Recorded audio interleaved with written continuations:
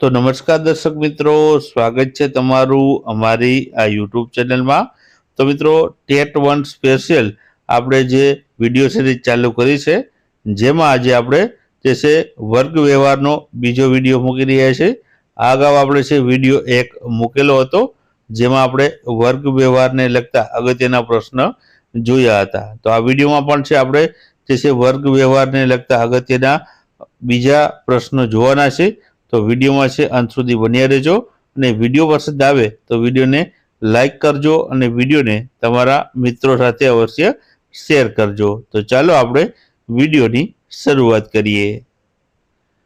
તો પહેલો પ્રશ્ન છે કે ટોની વર્ગમાં સતત તોફાન કરે છે, તો શિક્ષક તરીકે તમે શું કરશો? તો જવાબ આવશે તોફાનનું કારણ જાણવાનો છે તે પ્રયત્ન કરીશું. ત્યારબાદ આગળનો પ્રશ્ન છે કે વર્ગના વિદ્યાર્થીઓમાં ભય, ક્રોધ અને જાતીય વૃત્તિ જેવા આવેગોનું ઉદ્દીકરણ કરવા માટે શું કરશો? તો જવાબ આવશે કે વિદ્યાર્થીઓને કળા, સાહિત્ય કે રમત-ગમત તરફ અભિમુખ કરીશું. ત્યારબાદ આગળનો પ્રશ્ન છે કે તમારા વર્ગના એક વિદ્યાર્થીને માતા પિતા વચ્ચે અણબનાવ છે, તો તે વિદ્યાર્થી સાથે તમે શું કરશો? તો જવાબ આવશે તેની સાથે સહાનુભૂતિપૂર્વક છે વર્તીશું. ત્યારબાદ આગળનો પ્રશ્ન છે કે શીખવતી વખતે તમને એવું જણાય છે કે તમે જે શીખવ્યું છે તે સાચું નથી, તો તમે શું કરશો? તો જવાબ આવશે વિદ્યાર્થીઓને જણાવશો કે તે ભૂલ હતી અને હવે તે સુધારીએ છીએ. ત્યારબાદ આગળનો પ્રશ્ન જોઈએ તો વિદ્યાર્થીઓના લેખન કાર્યની ભૂલ સુધારવાનું કાર્ય વધુ અસરકારક ત્યારે બની શકે કે જ્યારે શિક્ષક, તો જવાબ આવશે આમાં લેખન તપાસણીની સંજ્ઞાઓનો ઉપયોગ કરી ભૂલ નિર્દેશ કરે અને જેના આધારે વિદ્યાર્થીઓનું જે છે સુધાર કાર્ય કરે. ત્યારબાદ આગળ વાત કરીએ તો કોઈ વિદ્યાર્થી શિક્ષકને જાણ કર્યા વગર લાંબો સમય ગેરહાજર રહે, તો શિક્ષક તરીકે તમે શું કરશો? તો જવાબ આવશે વાલીને બાળકને ગેરહાજર રહ્યાની જે છે જાણ કરશે.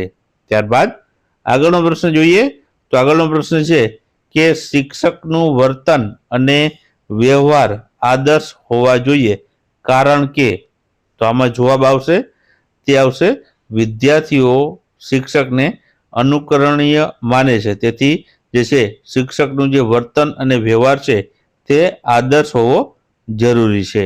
ત્યારબાદ આગળ વાત કરીએ તો બાળક આક્રમક વલણ અપનાવે છે, તો શિક્ષક તરીકે તમે શું કરશો?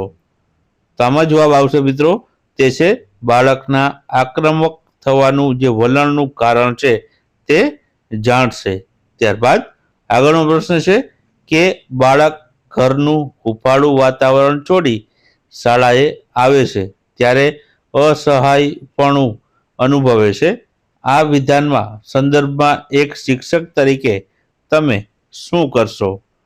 તો જવાબ આવશે બાળક સાથે પ્રેમપૂર્વક અને લાગણીથી કામ પાર પાડીશ. ત્યારબાદ આગળનો પ્રશ્ન છે કે શિક્ષણ કાર્ય દરમિયાન કોઈ વિદ્યાર્થી તમને ખલેલ પહોંચાડે ત્યારે તમે શું કરશો? તો જવાબ આવશે એ માટેનું કારણ શોધીશ. ત્યારબાદ આગળનો પ્રશ્ન છે કે કોઈ પરીક્ષામાં તમારા ધોરણમાં મોટા ભાગના બાળકો અનઉત્તીર્ણ એટલે કે નાપાસ થાય છે, તો તે આ પરિસ્થિતિમાં તમે કોને જવાબદાર માનો છો? તો જવાબ આવશે શિક્ષકની પોતાની સ્વયં શિક્ષણ વિધિ. ત્યારબાદ આગળનો પ્રશ્ન છે કે વિદ્યાર્થીઓના વર્તન પરિવર્તન માટેનો શ્રેષ્ઠ ઉપાય શું છે? તો જવાબ આવશે પુરસ્કાર. ત્યારબાદ આગળનો પ્રશ્ન છે કે અધ્યાપન એટલે શું? અધ્યાપન એટલે શું છે તેવું પૂછવામાં આવ્યું છે. તો અધ્યાપન એટલે શું થશે મિત્રો? તો જવાબ આવશે આમાં અધ્યાપન એટલે વર્તનમાં પરિવર્તન ધારણ કરવું. ત્યારબાદ આગળનો પ્રશ્ન જોઈએ તો સાચા શિક્ષક માટેનું અનિવાર્ય લક્ષણ કયું છે? સાચા શિક્ષકનું અનિવાર્ય લક્ષણ પૂછ્યું છે. તો આમાં જવાબ આવશે મિત્રો, વર્ગમાં શિસ્ત જાળવવાની જે ક્ષમતા હોય છે તેને જે છે સાચા શિક્ષકનું અનિવાર્ય લક્ષણ માનવામાં આવે છે. ત્યારબાદ આગળનો પ્રશ્ન છે કે એક વિદ્યાર્થી વર્ગખંડમાં અન્ય વિદ્યાર્થીઓ સાથે મારામારી કરે છે. એક શિક્ષક તરીકે તમે શું કરશો? તો આમાં મિત્રો જવાબ આવશે તે આવશે વિદ્યાર્થીને વિવિધ રચનાત્મક પ્રવૃત્તિમાં નેતાગીરી શોધશો. ત્યારબાદ આગળનો પ્રશ્ન છે કે તમે શિક્ષક તરીકે વિદ્યાર્થીઓને પ્રભાવિત કરવા શું કરશો? તો જવાબ આવશે મિત્રો આમાં વિદ્યાર્થીઓ સમક્ષ તમારા આચરણનું આદર્શ પાસું રજૂ કરશો. ત્યારબાદ આગળનો પ્રશ્ન છે કે એક સારો શિક્ષક કોને કહેવાય? તો જવાબ આવશે આમાં મિત્રો, વર્ગના દરેક વિદ્યાર્થીઓ પર સમાન દ્રષ્ટિ રાખે તેને એક સારો શિક્ષક કહેવાય છે. ત્યારબાદ તમારા શિક્ષણ કાર્ય દરમિયાન એક વિદ્યાર્થી છેલ્લી પાટલી પર બેસી ચિત્ર બનાવે છે તો તમે શું કરશો? તો જવાબ આવશે તેને ચિત્ર દોરવાની કળા અને યોગ્ય દિશા છે તમે આપશો. ત્યારબાદ આગળનો પ્રશ્ન છે કે શાળામાં જે સાંસ્કૃતિક કાર્યક્રમ હોય તેમાં તમે એક શિક્ષક તરીકે શું કરશો? તો જવાબ આવશે પૂર્ણ રૂપે છે આમાં મદદ કરશો. ત્યારબાદ આગળનો પ્રશ્ન છે કે ધોરણ 8માં ભણતી વિદ્યાર્થીની જે છે ક્લાસ દરમિયાન વર્ગ વ્યવહારમાં સંકોચ અનુભવે છે અને પ્રશ્નોના જવાબ આપવાનું ટાળે છે તો શિક્ષક તરીકે તમે શું કરશો? તો જવાબ આવશે વર્ગમાં ગ્રુપ ચર્ચામાં તથા સહઅભ્યાસિક પ્રવૃત્તિમાં છે ભાગ લેવા છે તેને પ્રેરશો.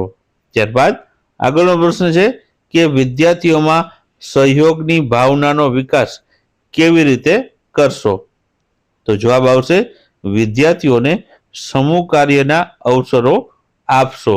ત્યારબાદ આગળનો પ્રશ્ન છે કે કિશોરોમાં સંવેદનાત્મક વિકાસ માટે તમે છે શું કરશો? શું કરવું જોઈએ? તો જવાબ આવશે કિશોરોને નૈતિક શિક્ષણ આપવું જોઈએ. ત્યારબાદ આગળનો પ્રશ્ન છે કે બાળકોના સર્વાંગી વિકાસ માટે સમાજમાં શું કરવું જોઈએ? તો જવાબ આવશે બાળકોના માનસિક વિકાસ માટે સાર્વજનિક વાંચનાલયો એટલે કે પુસ્તકાલયોનું નિર્માણ કરાવવું જોઈએ અને બાળકોના શારીરિક વિકાસ માટે વ્યાયામ શાળાઓમાં ખેલકૂદના મેદાનો સ્થાપવા જોઈએ.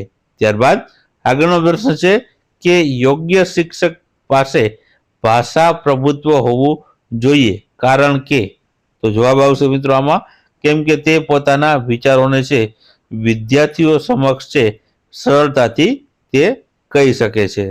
ત્યારબાદ આગળનો પ્રશ્ન છે કે એક વિદ્યાર્થી પોતાની રજા ચિઠ્ઠી પર પોતાની ખોટી સહી કરી તમારી પાસે આવે છે તો ત્યારે તમે શું કરશો? તો જવાબ આવશે વિદ્યાર્થીને સખત ચેતવણી આપશો કે ભવિષ્યમાં આવો ફરીથી ક્યારે પણ ના કરે. ત્યારબાદ આગળનો પ્રશ્ન છે કે બાળકને વાતચીતમાં કઈ બાબતનો સમાવેશ કરેલો છે? તો જવાબ આવશે જવાબ આપે અને પહેલ કરે. ત્યારબાદ આગળનો પ્રશ્ન છે કે વર્ગ વ્યવહારમાં શિક્ષકની પ્રત્યેક અસર શું છે? તો જવાબ આવશે પહેલું છે વ્યાખ્યાન એટલે કથન, બીજી છે સૂચના આપવી, ત્રીજું છે ટીકા કરવી અને સત્તા સ્થાપિત કરવી. ત્યારબાદ આગળનો પ્રશ્ન છે કે વર્ગ વ્યવહારમાં શિક્ષકની પરોક્ષ અસર કઈ છે? તો તેમાં આવશે પહેલી લાગણીનો સ્વીકાર, બીજી છે વખાણ પ્રોત્સાહન, ત્રીજી છે વિચારનો સ્વીકાર અને ચોથું છે પ્રશ્નો પૂછવા. ત્યારબાદ આગળનો પ્રશ્ન છે કે વર્ગ વ્યવહારમાં વાતચીત કેવી હોવી જોઈએ? તો જવાબ આવશે મિત્રો વર્ગ વ્યવહારમાં જે છે વાતચીત શિક્ષકની વાતચીત અને વિદ્યાર્થીઓની વાતચીત હોય છે વર્ગ વ્યવહારમાં. ત્યારબાદ આગળનો પ્રશ્ન છે કે શિક્ષક વિદ્યાર્થીઓના વર્ગ વ્યવહારના ઘટકો કોણે આપ્યા છે અને કેટલા આપ્યા છે?